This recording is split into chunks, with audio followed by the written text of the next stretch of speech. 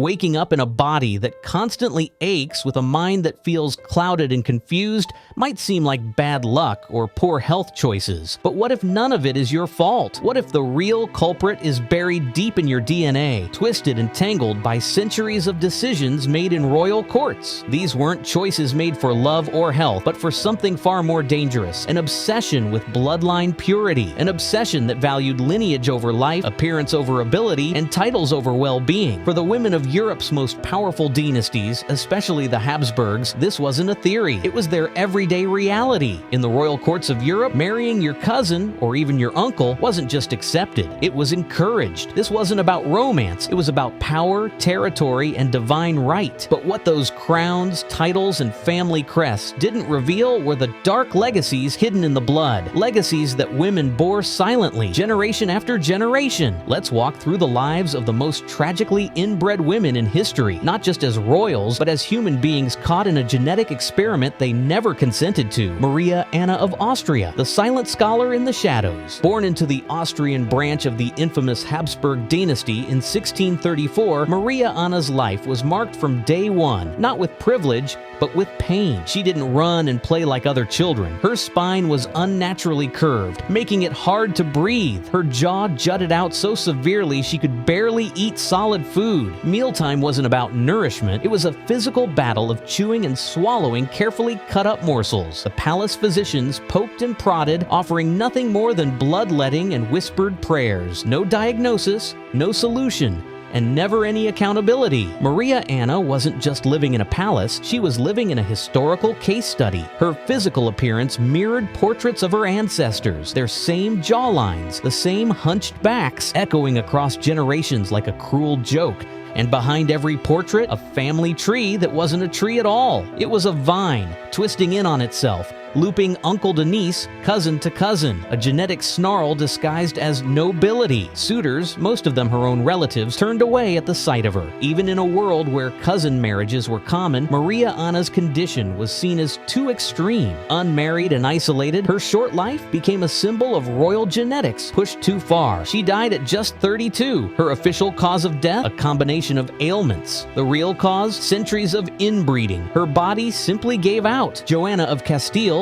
the madness that wasn't. History remembers her as Joanna the Mad, but was she ever truly mad? Born in 1479 to Isabella and Ferdinand, the power couple who shaped Spain's destiny, Joanna had all the makings of a great queen. She was intelligent, multilingual, and politically aware, but she was also the child of first cousins, and that came with consequences. Her marriage to Philip the Handsome started as a political alliance and ended in emotional ruin. Philip cheated on her, humiliated her, ignored her. Her response? A love so intense, so overwhelming that it crossed into obsession. When Philip died unexpectedly, Joanna traveled across Spain with his coffin. She opened it regularly. She kissed his decomposing corpse. People called her mad, but look deeper, and her actions reflect a woman who had been deprived of genuine human connection for most of her life. Locked away for 46 years by her own father and later her son, Joanna lived in isolation, suffering what today would be identified as extreme depression, anxiety, and PTSD. Her royal blood made her a pawn. Her genetic inheritance made her vulnerable. Her humanity ignored. Historians now believe her madness was largely political. It was convenient. Easier to label a woman mad than admit that power, cruelty, and inbreeding destroyed her. Margaret Teresa of Spain, the painted child bride. She appears in grand portraits, velvets, pearls, lace. But behind those brushstrokes is a girl who never had a chance. Born in 1651, Margaret Teresa was the daughter of Philip IV of Spain and his niece, Mariana of Austria. That's right, niece. Her parents were uncle and niece. And once again, the Habsburg tradition of looping bloodlines continued. Margaret was promised in marriage to her uncle, Leopold I, when she was just a toddler. As she grew, her body began to reflect the same Habsburg deformities seen in generations emotions past, the jaw, the posture, the sluggish development. At 15, she married Leopold. He was 26, her father's brother. The pressure to produce heirs was relentless. Pregnancy after pregnancy took a toll. She experienced multiple miscarriages and gave birth to a son who inherited the same genetic issues. By 21, Margaret was dead, officially from fever, but everyone at court knew better. Her body simply couldn't handle the trauma of marriage, of pregnancies, of being born into a family line that had long since sacrificed health for lineage. Contemporaries remarked that her face looked older than her years, worn down not by time but by exhaustion and childbirth. She suffered from chronic infections, likely due to a weakened immune system, a common thread among the inbred Habsburgs. Letters between Leopold's attendants suggest he grieved her, but also immediately resumed pressure on court advisors to secure another fertile match. Margaret's portrait hung in royal halls for years after her death, but court whispers often referred to her as the broken blossom, a symbol of beauty crushed by duty. She was mourned, yes, but quietly, because her death was also a reminder of how far the royal bloodline had degraded. And perhaps most tragically, she died believing she had failed to be a wife, a mother, a queen, when the truth is the system had failed her long before she ever reached the altar. Anna of Austria, the Queen of France who lived in fear. Born in 1601, Anna of Austria was another royal trapped in the Habsburg genetic loop. Her parents, Philip III of Spain and Margaret of Austria, were again uncle and niece. From a young age, Anna struggled. Her jaw made speaking difficult. Her body was frail. Anxiety and depression followed her like shadows she couldn't shake. But none of that mattered to the powers that be. She was married off to Louis XIII of France at 14 to secure peace between Spain and France. The marriage was emotionally barren. Louis XIII, himself burdened by depression and possibly suppressed sexuality, distanced himself. Anna became isolated, blamed for the couple's inability to produce an heir. Doctors tried everything: bloodletting, purging, humiliating procedures. It took 23 years before she gave birth to the future Louis XIV. For France, it was a miracle.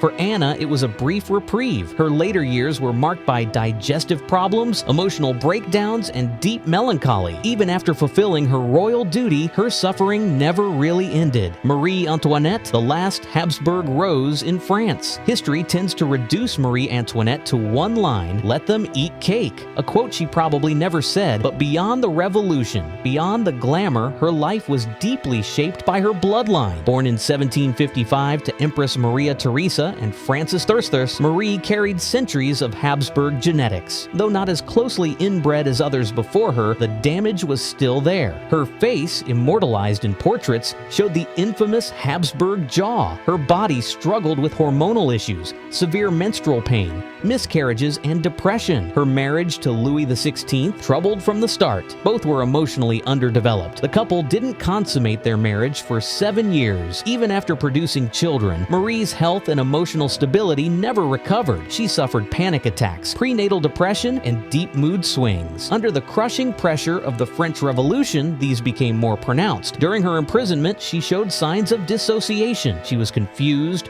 withdrawn, emotionally fragile. When she was executed in 1793, it wasn't just the end of a political era. It was the fading echo of centuries of genetic gamble, the forgotten Spanish infantas born to suffer. While kings and queens get statues and history books, their daughters, the infantas, were often forgotten, but their lives in many ways were the most telling. In the late 17th and early 18th centuries, the Spanish court was filled with girls born into bodies that betrayed them. Daughters of Charles II's siblings, himself one of the most inbred royals in history, these infantas grew up in palaces that were more like hospitals. Maria Margarita couldn't speak clearly until age 7. Her motor skills were so delayed that even walking became a challenge. Her sister, Maria Theresa, had epilepsy so severe she could barely function. Both were forced into marriages they couldn't comprehend because producing heirs was their only value. Even when pregnancy was dangerous or deadly, no one intervened. Miscarriages were routine. Deformed infants were born and died within days. The women lived in fear of their own wombs. Court letters from the time paint a heartbreaking picture: the self-blame, the shame, the trauma of being both royalty and prisoner to a damaged body. Some infantas were so physically compromised they were hidden from public view entirely, kept out of portraits,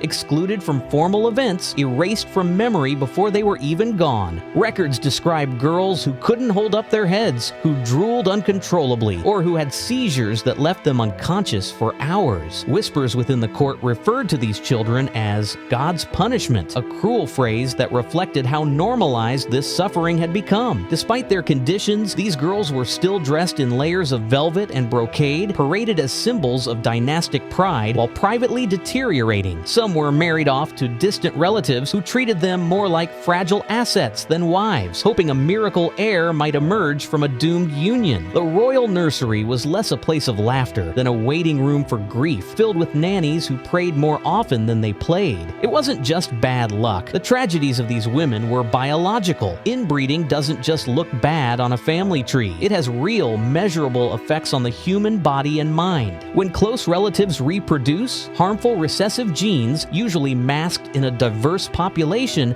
start surfacing. With each generation, the risks compound. Physical deformities, mental illness, autoimmune disorders, infertility. The Habsburg jaw, known scientifically as mandibular prognathism, is just the tip of the genetic iceberg. Behind it were seizures, intellectual disabilities, severe depression, and immune system failures. And yet, the royals continued. Despite court physicians documenting every deformity, every miscarriage, the system didn't stop. Politics always came first. Even the Catholic Church, which could have intervened, chose instead to issue dispensations for these unions, believing that divine bloodlines needed to remain pure. Ironically, this obsession with purity only created more suffering. The more they tried to preserve their legacy, the more fragile it became. What stands out most in these stories isn't just the science, it's the silence. These women weren't just queens or pawns. They were daughters, sisters, mothers, forced into lives where their bodies were battlegrounds and their minds were war zones. And yet, some found ways to endure. Maria Anna turned to books. Joanna, even in madness, clung fiercely to love. Margaret Teresa carried the weight of empires in a child's frame. Anna of Austria found solace in faith. Marie Antoinette faced the guillotine with grace. These weren't just victims, they were survivors, even if only for a while. Their pain helped shape the modern understanding of genetics. Today, inbreeding is widely understood to carry risks because of what these women endured. Their suffering, documented in letters and medical records, helped fuel scientific discoveries that now protect countless lives. The age of royal inbreeding is over, but the echoes remain. These women remind the world that even the highest birth can't protect against bad science, bad politics, and blind tradition. They were bred for power, but died from the consequences of that power's pursuit.